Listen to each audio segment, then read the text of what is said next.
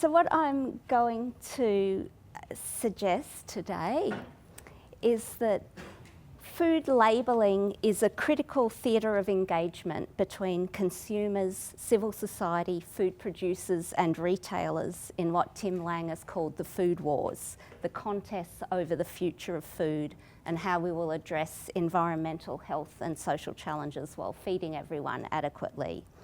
And what I'm going to argue is that that means that food labelling can and should be evaluated for its capacity to increase food system democracy. And I'll suggest that consumers and civil society need to develop the ability to backwards map, as I call it, the power networks behind the food label in order to use labelling to engage in food politics and change markets in a dynamic, ongoing way. And I'm going to use the example of free-range egg labelling research in Australia that I've been doing with Georgi Skrinis and Rachel Carey, who's a graduate of the program here, to illustrate what I mean by this. So first, I'll start with the first point. So I argue that it's the policy of governance via consumer choice that's making food labelling so important. It's now deeply inured in consumer capitalist societies that if people are sufficiently informed, they can use their consumer choice to govern the market. So environmental advocates talk about sustainable consumption, and a plethora of alternative food movements seek to encourage ethical eaters to use their shopping dollar to contest intensive industrial chemicals-based agricultural production and food processing, and to valorise healthy, small, higher animal welfare and organic farming instead. And popular food writer Michael Pollan has famously promised consumers, you can simply stop participating in a system that abuses animals or poisons the water or squanders jet fuel flying asparagus around the world. You can vote with your fork and you can do it 3 times a day. So consumer and civil advocacy organisations, I think, adopt this strategy. Government policy too values the vote with your fork approach. So this is a diagram from Australia's 2011 Blewett Review, a comprehensive review of food labelling policy, which explicitly adopted an approach to food policy in which a range of controversial areas are all to be governed via consumer choice in the market and subject to minimal mandatory regulation.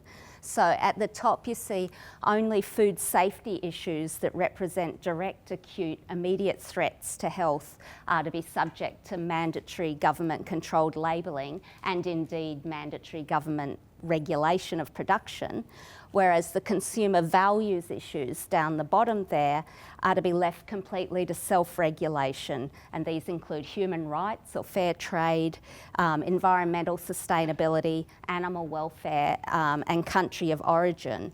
And these things are to be left to the discretion of producers and supermarkets with consumer trust, if necessary, to be established via voluntary accreditation schemes and logos on an issue-by-issue basis by either government, industry or civil society. And then we have the preventive health issues in the middle, including front-of-pack labelling, which are addressed by co-regulation according to this policy approach, but basically left to be voluntary.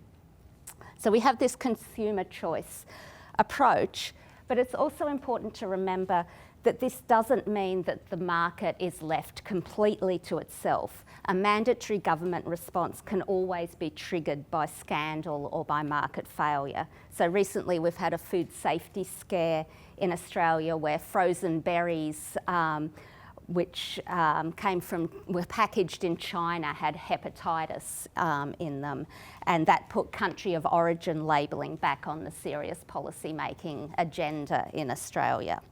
So food labelling is always a contestable dynamic space in which both public and private regulation is relevant, and the power balance between these different regulators can change through crisis, scandal or activism. So even within the range of voluntary market action, there's constant change and contestation over what appears on the food label via civil society activism, supermarket choice editing, industry initiatives and alternative food movements.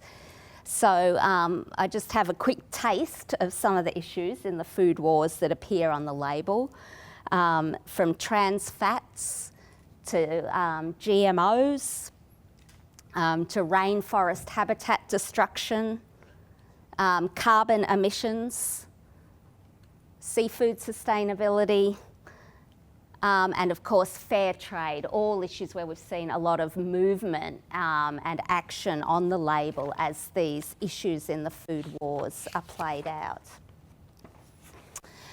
And when I talk about the label, I'm really here defining labelling quite broadly to include not just that officially mandated panel on the back of food products, but also the voluntary accreditation schemes and the various marketing claims and so on the packaging and retail display that seek to engage with these issues about how the values of the food system. Okay, so consumer capitalism tends to assume that voting with your fork can change the behaviour of industry, retailers and the relationships up and down the food supply chain. So for example, if shoppers choose to pay a premium to purchase free-range eggs, then the theory is that this should influence the retailers to stock more animal welfare friendly brands. It should incentivise the producers to invest in the installation of animal welfare friendly barn and range systems, and it should create a market for equipment manufacturers and animal welfare scientists to keep innovating to develop the most effective, efficient system for producing happy hens. In other words, it assumes that labelling can be a vehicle for informed democratic engagement by consumer citizens that actually changes the market, what's happening in the market itself, to meet different values of health, ecological sustainability, animal welfare, whatever, better than what the market would do on its own, or it is a market mechanism. So if we're thinking about the label as a mechanism to vote with your fork and for this kind of democratic engagement, then that must mean that labelling must do three things, just to spell it out completely clearly. It should make more transparent both the food production practices, so the actual practices in the production and distribution chain, and also the powers and regulatory standards that support those food production practices. The labelling should enable a range of relevant voices, interests and values to be brought to bear on these food production practices and on the power structures that support those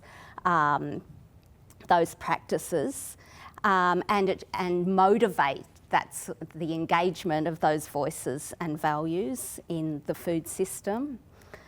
And finally, of course, it should result in change to the products that are actually available in the market by changing the way that they're produced and the way that their production is governed.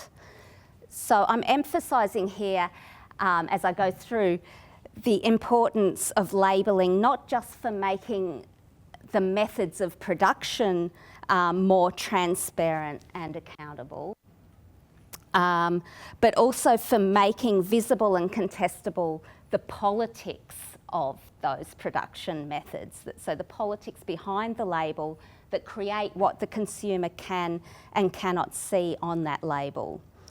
So that is the way that the methods of production and the labelling terms are themselves governed and who does and doesn't have power over them. So I've put these pictures up because sometimes these politics behind the label become very obvious.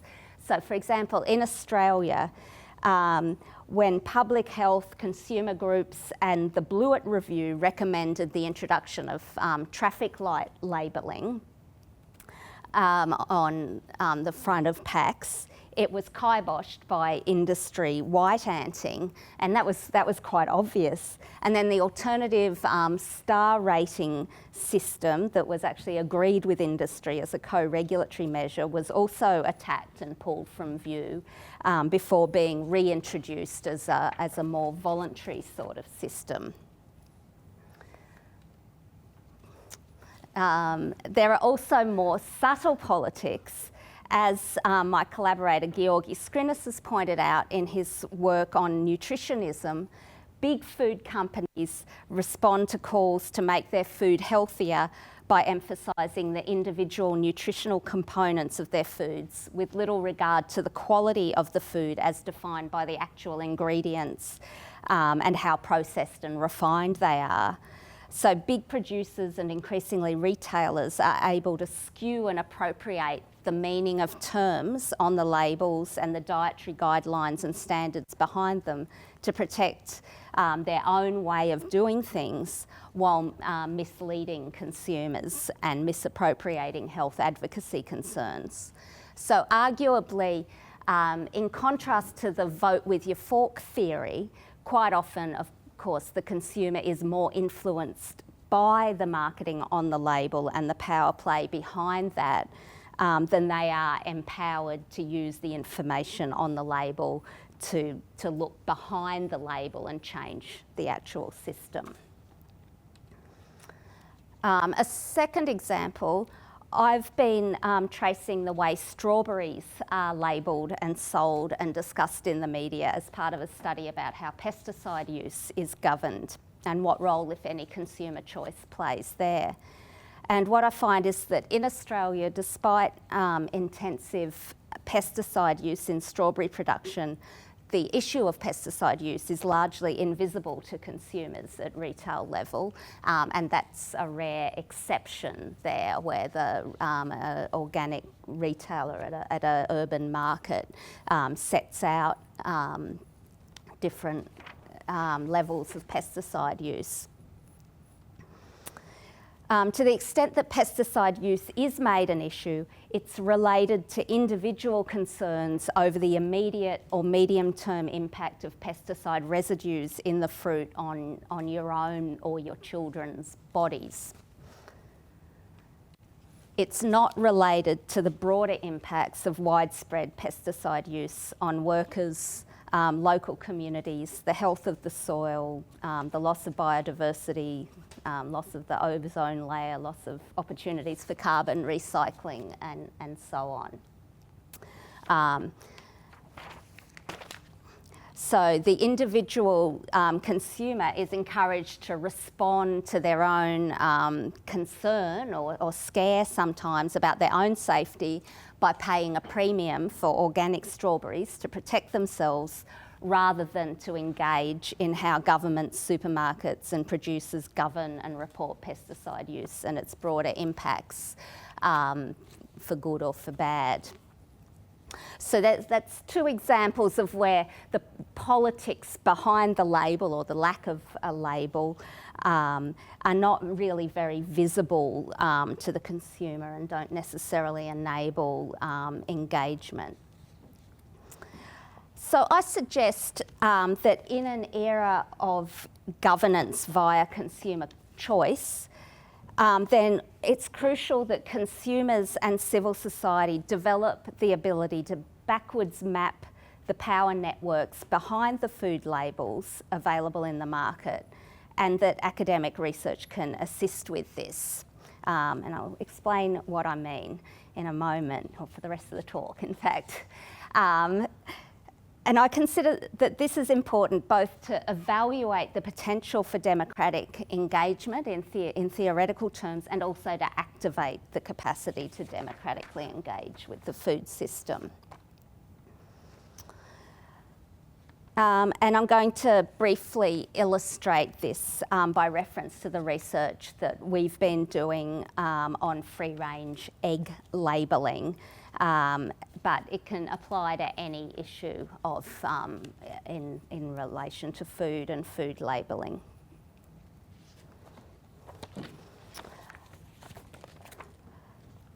So this is the basic methodology that we've been using. And the first step in this approach is rather than a lot of lawyers will tend to start with a law or a piece of regulation, but what I argue is it's more important to start with what's actually happening in the market and look critically at what's actually available in the market. So the first step in our research has been looking at what free-range eggs are available for retail sale in a selection of supermarkets and alternative retail outlets. And we've been doing this in Melbourne at 3 points in time. In each case, what we do is look at the retail display and context of the eggs. We look at the shelf space. We buy the cartons and look at the labelling. So we analyse the images, the information and the evidence visible to consumers about how the eggs were produced, including the branding and labelling and so on. And what we're doing is we're saying, okay, so consumers are concerned about animal welfare and local small food, perhaps. How eggs are produced and how hens are treated. And so what we want to do is see, well, what are these egg cartons actually claiming about what values they're instantiating in these products and its production? And what do they say to us about what claims do they make, and then what visual appeals do they make to regulatory support? For example, credence claim, accreditation, logos, mandatory labels, and so on. And how is that changing over time as, I'll explain in a moment, in Australia we've had a big debate about animal welfare in egg production and what free range means.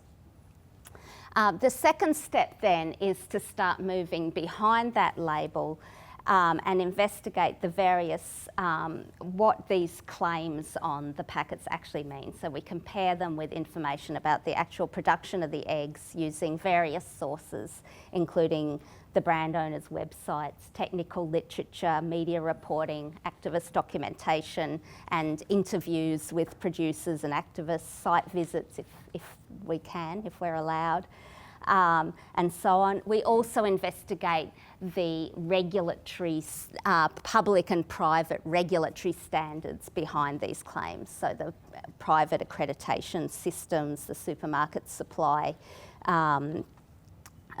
contracts, and so on.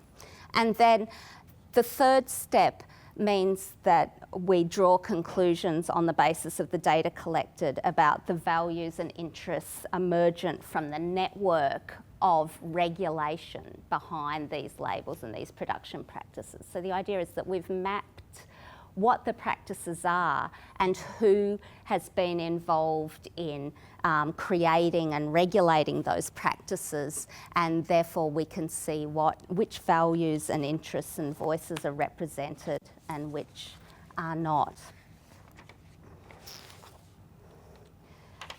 So what I'll do is to give you a bit of a taste of what we find about the egg carton label as a democratic governance space. Now, free-range eggs turn out to be a really good example of a consumer choice issue in Australia anyway. So they represent about 40% of the retail market for eggs. I think it's a little bit higher here, but not that much higher. And they're strongly advocated by animal welfare groups as a consumer choice to avoid battery cages, because what's happened in Australia is that the Australian government decided not to ban battery cages, so we still have battery cages for egg production, unlike the UK and the EU, where enriched cages which are a little better for animal welfare, are now required. So it is very much seen as a consumer choice issue in Australia, and there's also been very strong contest and conflict over what free range actually means and whether intense industrial scale production can ever actually count as free range production. And it's actually hard to describe to anybody else how much of an issue this has been in our media, but it's been quite an issue in our media. So it was a good case study from that as of a issue in the food wars, and in which consumer choice has been taken as the approach. Okay, so if we think back to what I said about what the three things are that a label has to do if it's going to be a democratic governance space, I'm going to go through and give you a couple of conclusions about each of them in relation to the free-range egg labelling. So has the way that eggs are labelled in Australia increased transparency?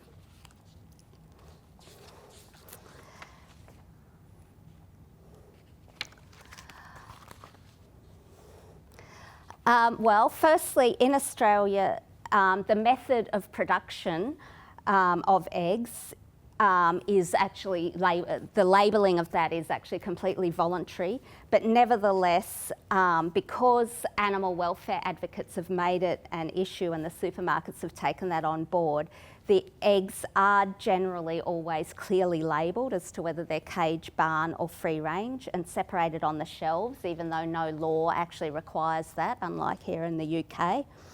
And what you see here is over the 3 years, the own brand free range eggs from one of our two major supermarkets, Coles. And as the time has gone on, the quality and quantity of information about the free range production system on the egg label has actually improved a little, and it's also become more prominent as this issue has been contested and discussed in the media. So now we have a situation where 4 of the 5 major egg brands in the 2 dominant supermarkets now show what the outside stocking density is, usually with a little thing like that. But it is 10,000 hens per hectare, which is a lot more than the 1,500 hens per hectare that the government standards require, but it is better than the 20,000 or more hens per hectare that was standard industry practice beforehand. And there are some that have better stocking densities, but also cost a lot more after all the debate and scandal over large stocking densities that we've had. So we have a little more transparency and prominence of the issue. We also have a growing range of alternative brands available that have extended the range of choice and which do give a lot more information to consumers about other issues in animal welfare and also some ecological sustainability issues, but usually these are only available outside the 2 major supermarkets, but these would make consumers a little more aware of the range of issues that there might be. Okay, so that's transparency. The second question, have the voices, values and interests included in the governance of the food system in relation to these eggs actually expanded? So is it more inclusive of relevant stakeholders than before?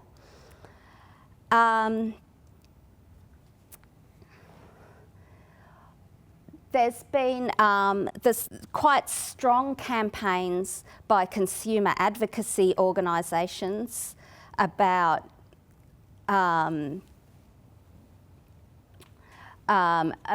whether consumers are being ripped off by intense industrial barn-based production masquerading as free range or not, and that is, which this is something that was just in the newspaper a week or so ago, showing all the brands and what the stocking density of the different eggs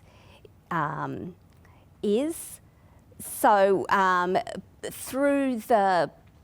so previously we had the animal welfare organisations arguing about animal welfare, but now we've also have consumer advocacy organisations joining this debate, and that has really broadened out the interest and engagement in this issue by getting a broader range of consumers involved, not just those who are particularly passionate about animal welfare. It's also prompted the consumer protection regulators to get involved in taking enforcement action about misleading and deceptive conduct. So we do have a broader range of stakeholders involved in the debate, and therefore a broader range of consumers interested.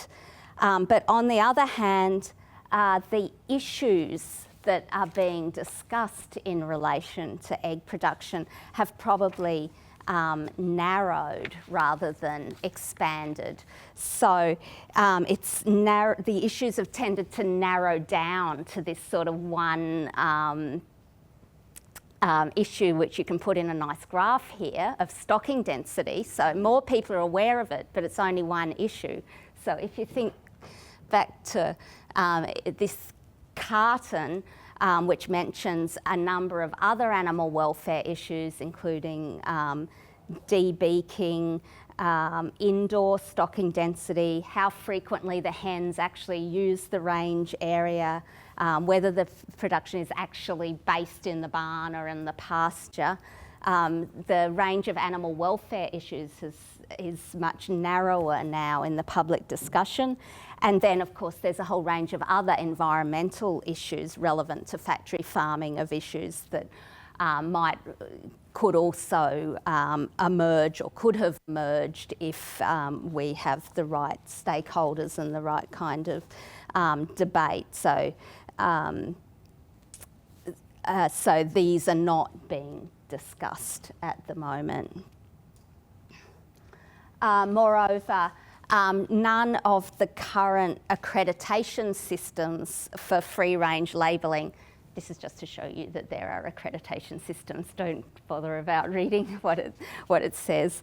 None of these systems actually have sufficient legitimacy and or efficacy at the moment to resolve the issues that consumers and animal welfare advocates have with egg production in Australia. So these are either not enforced properly or don't have appropriate standards or have lost their legitimacy with the public and supermarkets.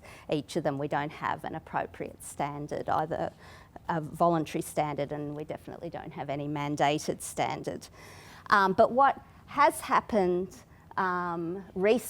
just recently, as in literally in the last week or two, is that our consumer affairs ministers have got together and said we'll come up with a consumer protection standard that defines what free range means. Okay, I'll say something about that in a moment. The third question then about the label as an effective democratic governance space is whether it actually leads to any change in the market itself. So our research suggests that, I'll go to that in a minute, that the expansion of free range labelling since 2000, which was when our government decided not to ban battery cages, and the animal welfare organisation said, okay, everybody buy free range eggs if you're worried about battery cages. So since then,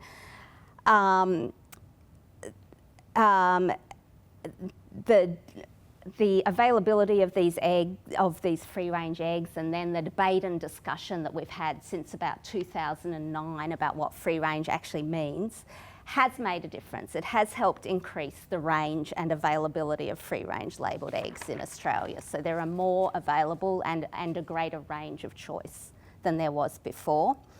On the other hand, the constant pressure from supermarkets and from consumers, we might add, to create free-range products that can be supplied at large scale and low cost means that most of the free range available is really intense industrial barn-based production. As far as we can tell, where there could be 10,000 hens in a big barn that only get let out for what I call playtime after they've laid their egg in the hottest part of the day when they probably don't want to be out in Australia anyway. And this is not really what consumers are thinking of as free range when they're buying that free range labelled carton of eggs. There has been a small improvement in that the supermarkets have responded to concern and said, okay, we're going to limit the outdoor stocking density, as I said, to 10,000 per hectare rather than letting it be whatever the producer wants it to be.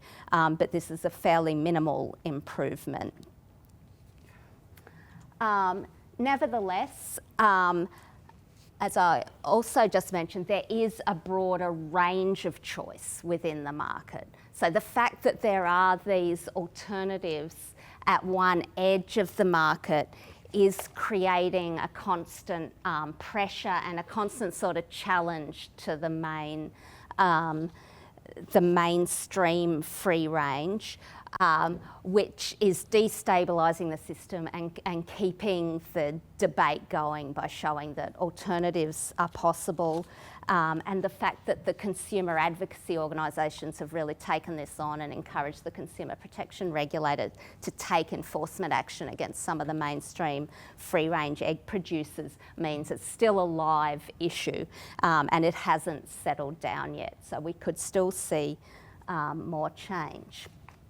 So the question is, will the current network of regulation, broadly defined, actually bring on adequate change? So is the current network of stakeholders, public regulators and civil society organisations and consumers, are the voices, values and interests that are present in that network and the mechanisms that they have available to them sufficient to actually keep us moving in a more democratic direction or not? Well, this is what we're still working on, so I can't give you all the answers right this moment, but I can make a couple of small conclusions. So the politics, as I mentioned, has become very much consumer protection oriented in Australia, rather than oriented around the substantive improvement of animal welfare or ecological sustainability issues. As I mentioned before, the advantage of that is that it's become a more mainstream issue and it has brought on board the most powerful business regulator in Australia, the Australian Competition and Consumer Commission, who've actually taken action on this matter, unlike the animal welfare regulators who don't have very much power or don't exist really. The price is that the issue has narrowed down to one of stocking density, something that's simple enough for the media and for many consumers to understand and to get motivated to be interested in, but too simple to sustain ongoing democratic process that governs this egg production adequately in a way that addresses the challenges of animal welfare and sustainability. Now, as I mentioned, the Consumer Affairs Ministers have agreed to a mandatory code. This would be a consumer protection code, so it would put this issue in the consumer protection field. It's not clear what process they're going to use to decide on how they define free range in this consumer protection process. There will be consultation, and there's a big question mark over whether it will adequately engage all the relevant interests and values, or whether it will end up becoming an issue of sort of consumer sentiment in a more narrow sense versus industry convenience. Hopefully it can be broader. Finally, it might be considered heretical to say so, especially when we've been funded to do a project on free-range labelling, but it's also possible that free-range labelling might not be the answer to all the issues in factory farming of animals, because the term free range itself may inevitably involve compromise in industrial scale egg production. So a better avenue might be to look again at our animal welfare regulation and trying to improve some of our minimum standards, like has happened here in the EU. So from the government point of view, from the civil society point of view, a better avenue might be to focus a bit more again on simply asking people to reduce consumption of animal foods, so as to be able to create higher value products where more money can be spent on space and on management of the animals, which is probably what will make the biggest difference to animal welfare.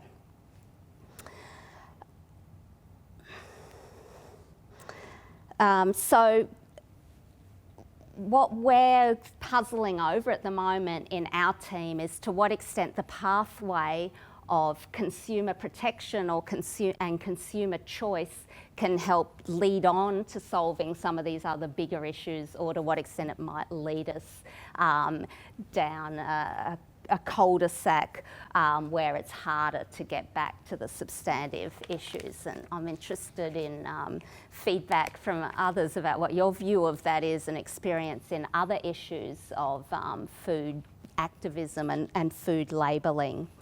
And I'm also interested in hearing about any perspectives on the issue of animal welfare labelling specifically, as we're trying to do some research comparing Australia and the UK to see whether we can think of any other pathways for Australia. So just to sum up, just this sort of methodology that I'm using and advocating, I think can be used for a wide range of other products. So I'm going to give a paper next week about the latest superfood craze. I don't know if you've got it here, but it's pretty popular in some parts of Australia now, acai berries from the Amazon. So anything can be covered. And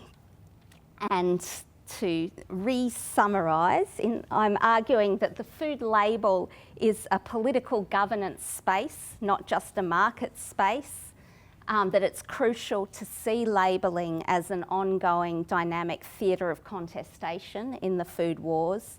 And much like the media, it's a space which can open up ethical engagement with the way the food system is governed, and actually change markets to make them more responsive to a range of important values such as environmental sustainability, animal welfare and public health. But in order to do so, it's critical to develop the ability to read back from the label to the food chains behind the label, and not just the food chains and production practices, but also the politics and the public and private regulatory systems that govern them. And for consumers, at least some consumers, to be motivated to engage with those politics, not just engage with the label with their shopping dollar. So I'm ready for questions. Thank you. Price. In that the original label on anything is price, even if it's just a square of cardboard with a number on it. So that's always going to be there.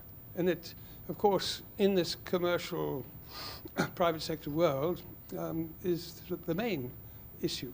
I'm amazed you say that free range is a 40-odd% phenomenon. I'm ignorant, I didn't know that, but that's very important. But free range and all other sorts of ecosystem stewardship costs money. And so, I mean, did you go and talk to the CEO of Woolworths and Coles and the chief finance officer of those two organizations and say, you know, it's price, isn't it? I mean, when I was in Australia a couple of years ago, I discovered that cheap was something you could actually use about food. If in the UK, those of us who watch these things, cheap has only come back in the last 6 months, when the supermarkets of Morrison's and Tesco suddenly found the word cheap again. You didn't use cheap about food. Cheap as in price, not cheap as in cheap. But so food does need to be cheap for an awful lot of people, and the brave and wonderful system we have does provide cheap food at the expense, we know, of the environment and animal welfare and all these other things. So really what you're advocating is expensive food, is it not? And so we need to get that on board. Because when I was in Sydney a couple of years ago, the same visit, my only visit to your wonderful country, I was privileged to meet a minister. I can't remember exactly the name. I think it was Land and Industry or some strange combination.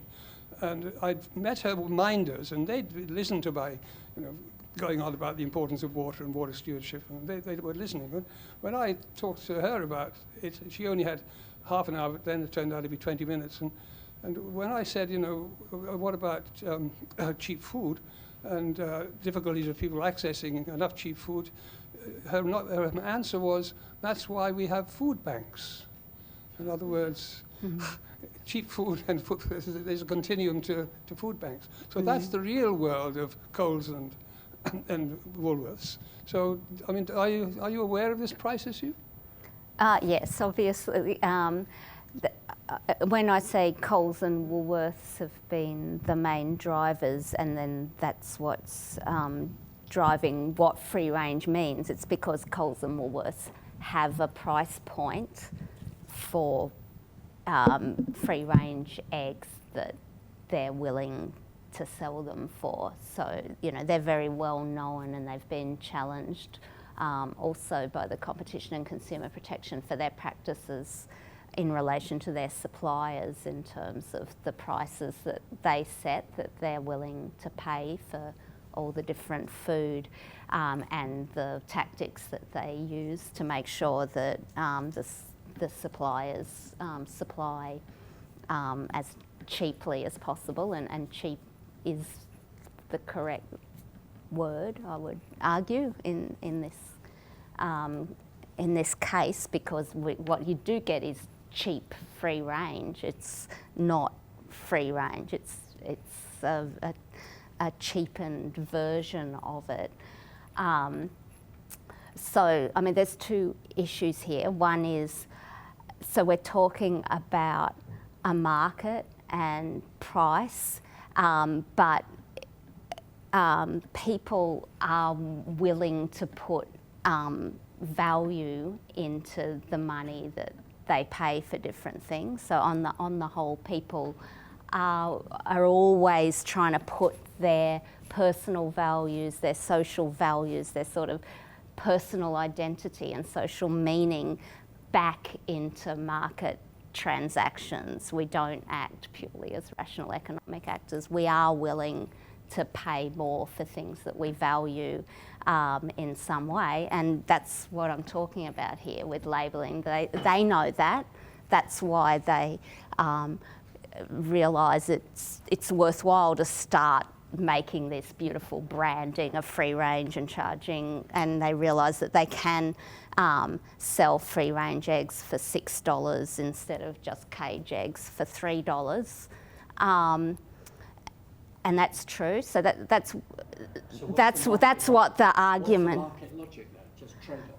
Well, the market logic is that people want an identity as somebody who buys free range eggs, and then the supermarket sort of tries to figure out, well, how much are you willing to pay for that?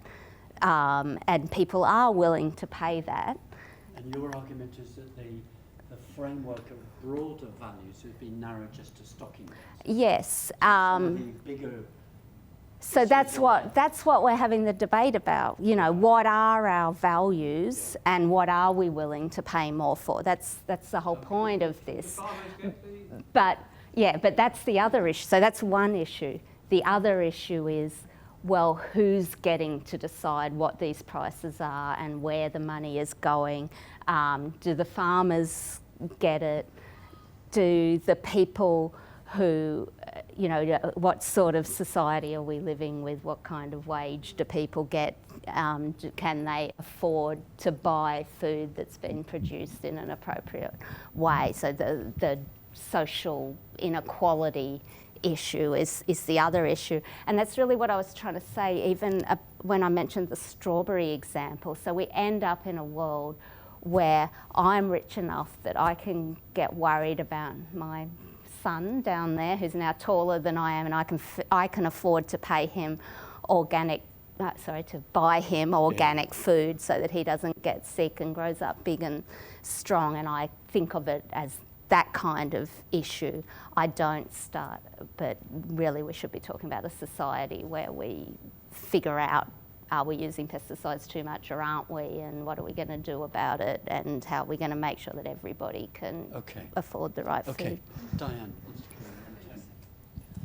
Thank you, and thank you for sort of reawakening my interest and frustration with all of this, because Tim's right, we started in the 80s, wasn't it, looking at these issues, and there's been a thread in the work that I've done about consumers being misled. So when they think of free range, what do they think of it as? And I worked at Which, and we did the same as Choice and ACA. But looking at these wonderful pastures, that didn't look like what you showed us. But what does it mean? And one of the things that happened, as Tim talked about, was sort of deregulation of all of these terms, so that the protection that consumers had with particular standards was diluted down, and the emphasis was on consumers being able to make an informed choice. Well, to make an informed choice, you need to understand what all these things mean. And in the UK at one time, we had, I think it was 7 different categories for labelling eggs, which were a nonsense. People didn't really know, or they thought they knew. So when it said barn eggs, you might have a romantic image of a barn, but actually it's one of those big sheds, and the chickens are never allowed out. So there's all sorts of confusion within this. So for me, it's really important that there are baseline standards so that the customer can compare. If it says caged eggs, they know what the well, they don't know, and not many people want to know. Life's too short. But that it is a standard, that an expectation that Tesco caged eggs are the same as Asda caged eggs, and you can make your choice. If you want to go to Marks and Spencer's and buy free range, that their free range standards are the same as Waitrose free range standards. But there's all sorts of bells and whistles on this, so it's really, really important, really difficult for people to make that informed choice. And that, for me, is one of the things we haven't quite cracked, because although we've got baseline standards, and we've got Red Tractor, and we've got XYZ, Freedom Foods, RSPCA, everybody's got their own special version of free range, and it is very difficult to be an informed consumer. So that, to me, is something we still haven't cracked, even though we've gone a bit further. And to be fair to the animal welfare people, they are the ones that went round sticking the stickers on the eggs, you know, on the caged produced eggs, which we don't have anymore in this country because of that.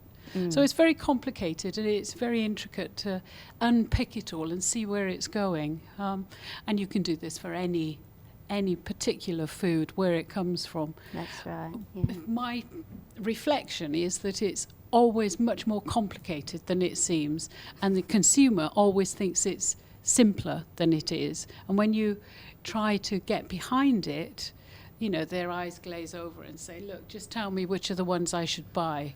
And what they want is value for money, because some people won't have much money and they want to know that the cheap ones are good. And those of us who can afford better want to know that we're not being misled too. So keep at it, keep on picking it.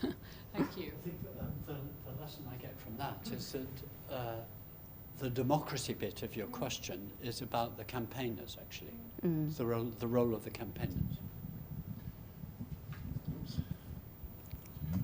I suppose I've got two questions. One is a quick, simple one, which is that I'm assuming that each of the states in the Commonwealth of Australia have the same rulings. They're not different, and the reason I ask that is because there's real problems in the supermarkets in the UK because the definition of free range in one of the other 27 countries in the European Union is quite different from the definition in the UK.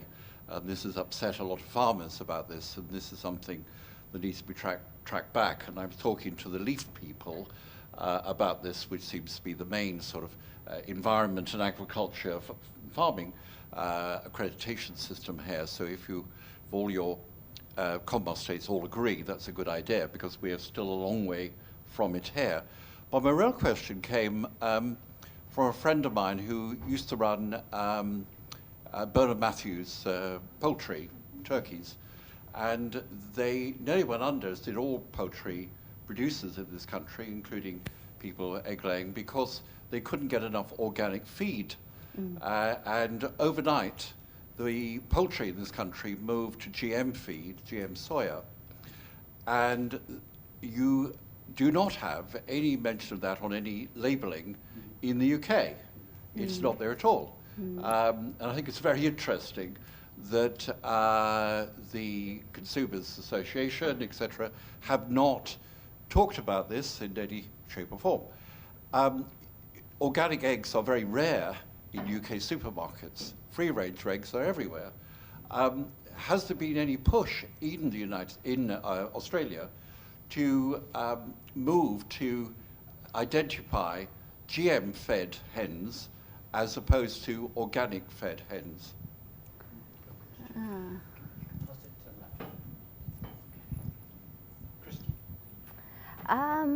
Yeah, that's a good. I mean, firstly, the issue of availability of organic feed is an issue in Australia as well. There's only one place where they can get organic feed, and it's in Queensland, so it has to be shipped unless they grow their own on site. And you know, this really raises the big ecological question of factory farming of animals, that they're all fed grain, and that grain has to be grown somewhere and moved around and so on. And this is really, I was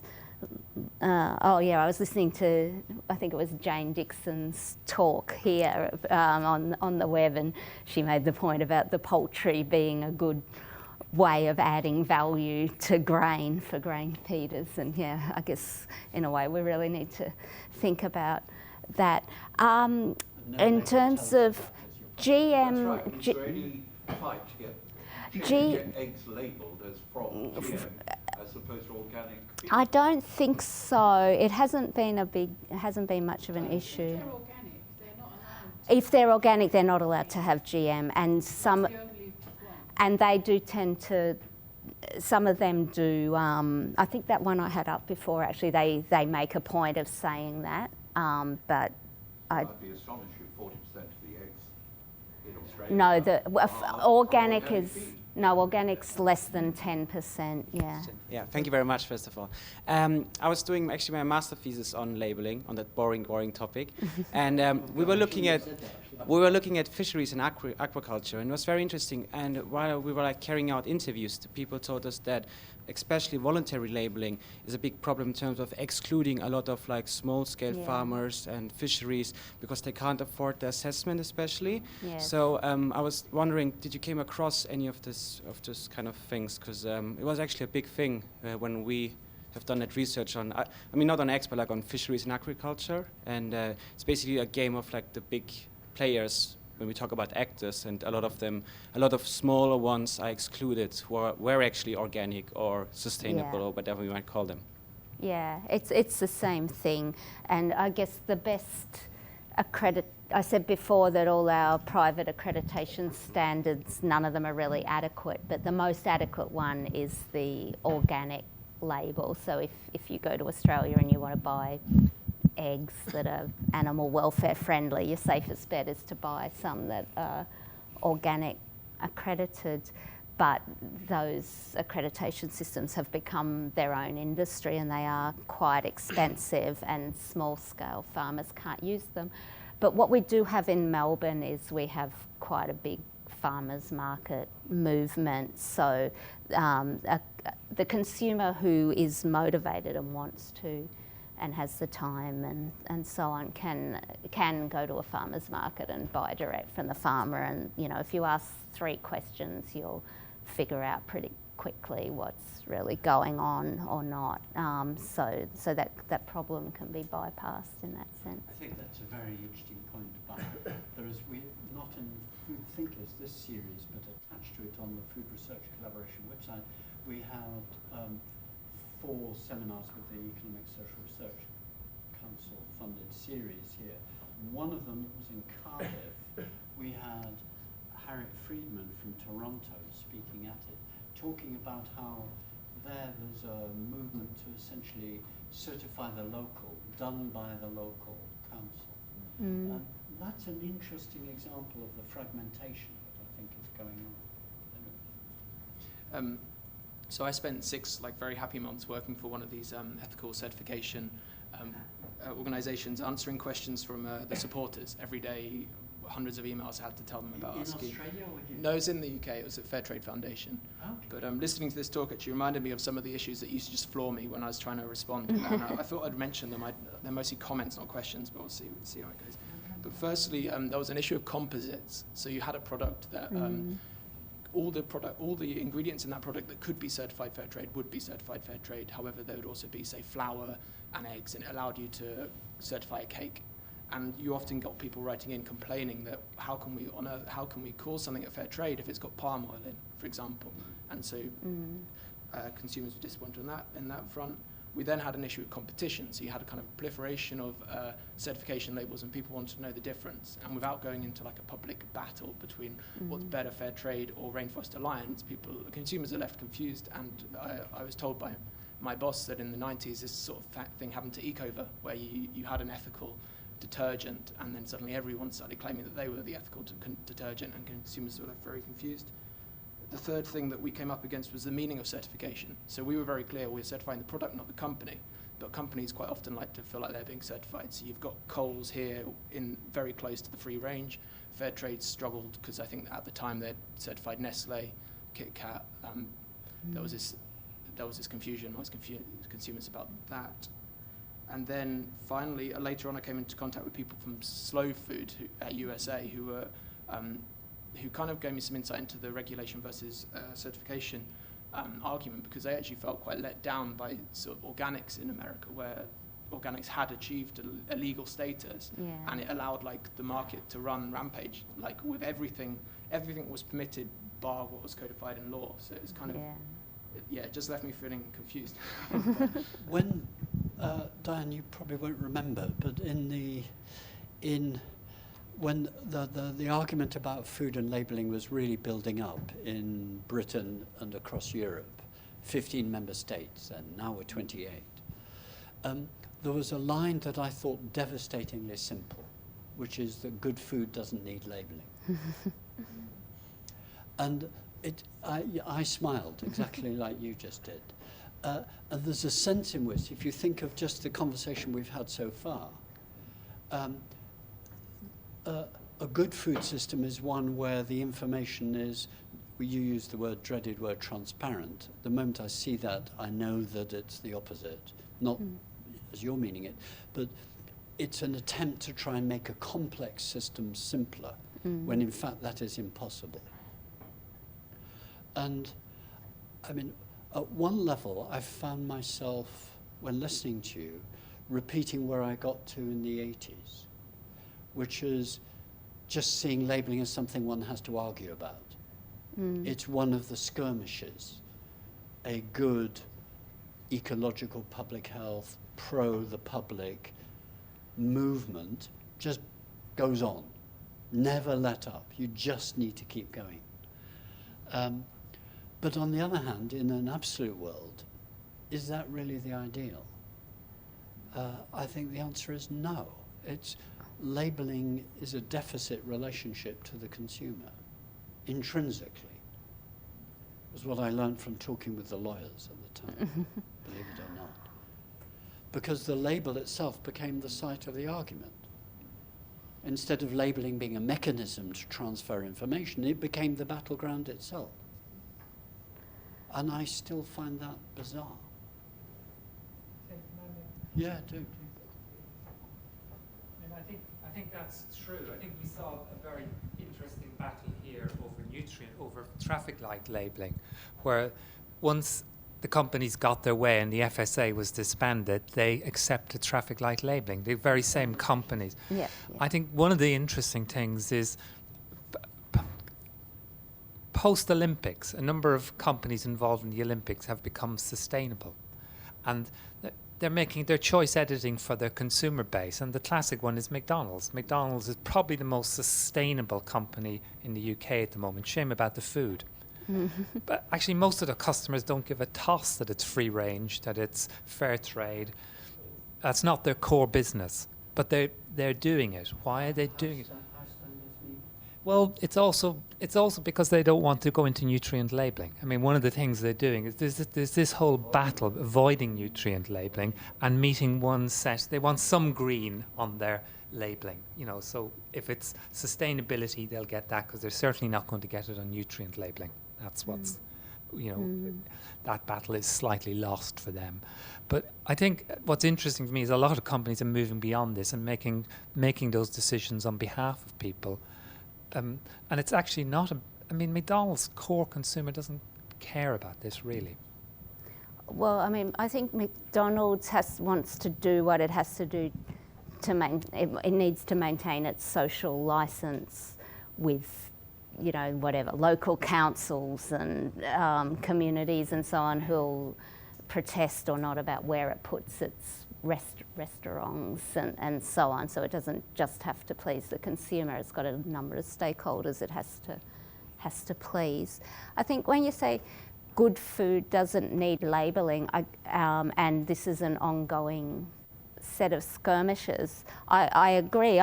But I think that's because we're living in a world where we don't all agree on what good food is. We don't know how to agree even, perhaps. Why does there have to be agreement about that? Well, no, I'm not saying that. Yeah, exactly. That's the devastating beauty of that approach, is that you allow cultural diversity. Andy, this is your sort of work. Cultural diversity reigns. What's good to you is what's good to me is different.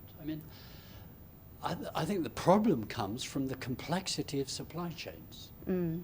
That's the problem, I think. Well, that's the fact at the moment. Yeah, and it's Can I ask you, because we're approaching the walk out of the cameraman in 8 minutes, I'm counting. You're the lawyer. It's been wonderful. We've had a lawyer here who's not talked about the law. Well, you did at one point. You were edging into it. Do you think the law has got no place in this? Okay, Australia's Australia, but you're in a link with New Zealand, so you've got ANSFA or whatever it's called now. What's the role of the law in consumer labelling? You're opening from the Blewett Commission, regulation under some circumstances, mostly self-regulation under other. Do you see that as a battleground? Well, I think of myself more as a regulatory studies person than a lawyer, and the reason for that is because the state law or the official law is just one of the strands in the network of regulation. And so that's what I'm interested in, and that's why I've taken this approach that it's better to start with a real issue, hen suffering, and the everyday experience of ordinary people, standing in front of the supermarket and looking at this shelf of eggs and trying to figure out what the heck to do, and then to work backwards from there to find out, well, is the law relevant, and what other regulatory actors are relevant? Is it relevant? Absolutely, yes. So when I then trace back, it seems to me that at the end of the day, you want to put those minimum standards in place, and it seems that they should keep moving up in accord with some sort of democratic process. And in a way, my project is about saying, yes, consumer choice and the market is important, but there's a relationship. There's always a relationship with the law. The law is always either setting a standard that defines what is in and out of the market, or it's helping us define what some of these terms mean, which creates opportunities in the market, or it's leaving things ambiguous, which creates other opportunities. So yes. Back to the Blewett Commission's diagram.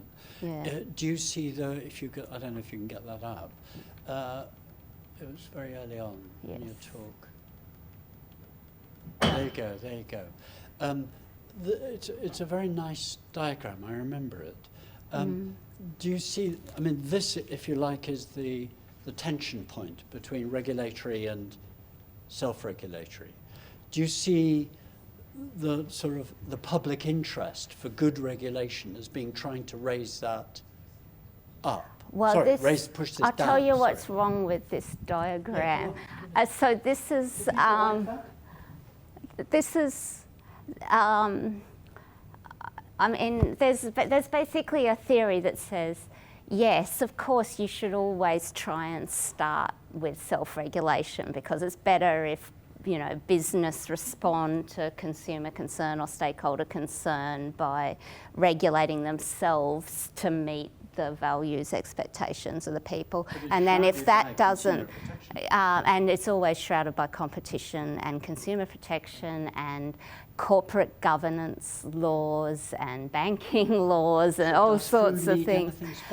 But this shouldn't be like you can't prejudge which issue, is at the bottom of the pyramid or the top of the hierarchy. It's always every issue. It depends what's going on and whether the business has been, the market's been responsive or not, whether you should go up and down, and you should be able to keep going up and down. So what That's about my the answer. questions? Forgive me being rude and interrupting. Is food special? This was a whole argument we had in the 80s to 90s. Is food special? Does it need something different? We all argued, yes, it does. Diane, disagree? No. I spent many years sitting in Codex, international food regulation seminars and discussions committees, blah, blah, blah. And what it boiled down to in international trade under WTO is the safety of food. And you have that at the top. Yeah, so that's why they have that there. But for other things, the other legitimate factors that matter to consumers, there was never, ever any agreement on, but it was agreed that they were important. So people in some countries wanted to know about X, Y, or Z, or in Australia they might, as you're proposing, want to know about the stocking densities. And that is a legitimate factor for people to know about when they want to make a choice. But they're not universal and they're difficult to regulate. And I don't think we've cracked that nut yet. But maybe they need to be... The internet allows that? It allows the information to be there. The internet makes your label completely obsolete. Yeah. Unless you don't have a smartphone computer. To go behind it. Spend 5 hours But looking on there's no doubt that we need that information to make those informed choices. And some people will want that full chain information. So it needs to be provided, and it needs to be accurate. I think that's true, but you can also approach that from a citizen perspective and say, You've got to repeat that. You think that's true? I think that's true, but you can approach this from a citizen's perspective, or you could look at outcomes. I mean, one of the things that we've learned from alcohol and tobacco is forget this intermediate debate, move to the outcome. And if this causes harm, you regulate on the basis of harm caused, not get involved with the technicalities of labelling. I mean, that's one argument. We're certainly moving that way in food, where we can now, technically, we could use Euromonitor data to say, this is your contribution to health outcomes. I don't see why we couldn't do that for animal welfare and regulate backwards, rather than, the problem is we get caught up in the process of labelling. You know, and is it green? Is it red? Is this the right colour? What's the size? What should go on this? What do people want? Actually, let's hold them to account. That's the other way of doing it. I mean, big food is doing harm, and let's regulate. That is the line that those of us who followed the good food doesn't need labelling actually went down that route. Precisely for what Martin said. It's a waste of time to be caught up in the skirmish. But when I was listening to you, I was thinking, I think I'm wrong. It's right to go the way Martin said, but also right to be involved in the skirmish. Well, I mean, I think the bottom line of my argument is that the skirmish will be productive if it actually helps us to see the places where we need to improve the standard, the minimum standards. That's a very good answer. And I think you're right on that.